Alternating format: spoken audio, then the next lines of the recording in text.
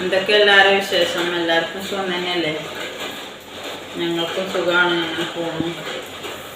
ഇന്ന് രാവിലത്തെ പരിപാടി കേട്ടോ കാണിച്ചിരുന്നത്. ഇന്ന് ദോശയും മസാല ദോശയാണ്. ദോശയൊക്കെ കൂട്ടി വെച്ചിരിക്കണം, കുറച്ചൊക്കെ പൊന്തി വന്നിക്കണം. മാവിനനുസരിച്ചൊക്കെ പൊന്തിക്കണം കേട്ടോ.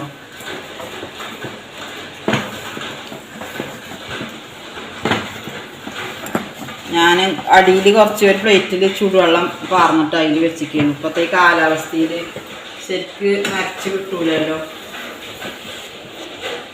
അപ്പോൾ ചൂടുള്ള വെള്ളം കുറച്ച് ഇങ്ങനെ ഒരു കുണ്ടുള്ള പാത്രത്തിൽ ചൂടുവെള്ളം വെച്ചിട്ട് അതിൽ ഇറക്കി വെക്കുക. അപ്പോൾ നല്ലോണം നരക്കും. കുറച്ച് അത് 1-2 എണ്ണം അങ്ങനെ ചൂടാല്ലേ.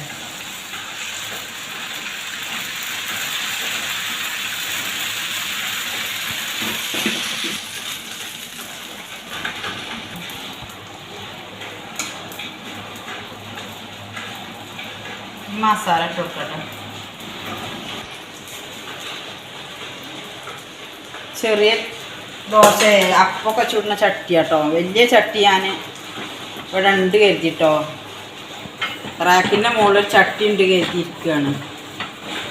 ചൂട് കരുതി നമ്മൾ വീഡിയോ എടുക്കലും വർത്താനം ശരി. ആദ്യത്തെ ദോശ കൊളായിട്ടോ. ചട്ടി ചൂട് കയറിയിരുന്നു. ചട്ടി ചൂട് കയറിയപ്പോൾ മസാല വെച്ച് മടക്കി വെക്കുമ്പോൾ അടിയിൽ പിടിച്ച് ഇങ്ങോട്ട് മുടക്കുക.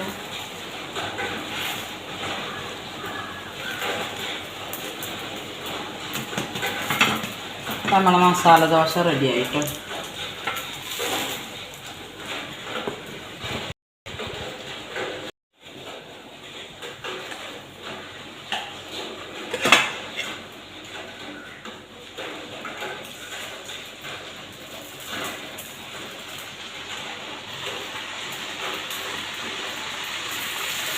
കുറേ ദിവസമായിരിക്കണം കേട്ടോ ദോശ ഇട്ടിട്ട്.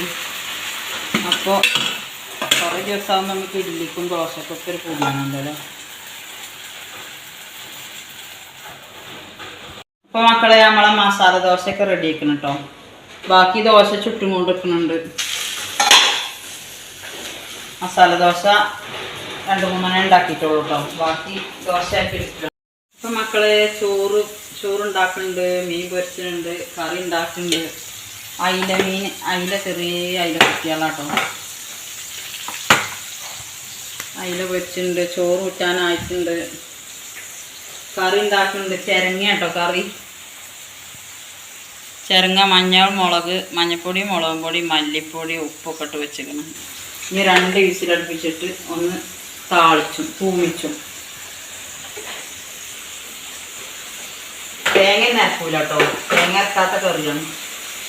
പെട്ടെന്ന് ഉണ്ടാക്കാൻ പറ്റുന്ന കറി. നുറുക്കുണ്ടാക്കുകയാണ് കേട്ടോ.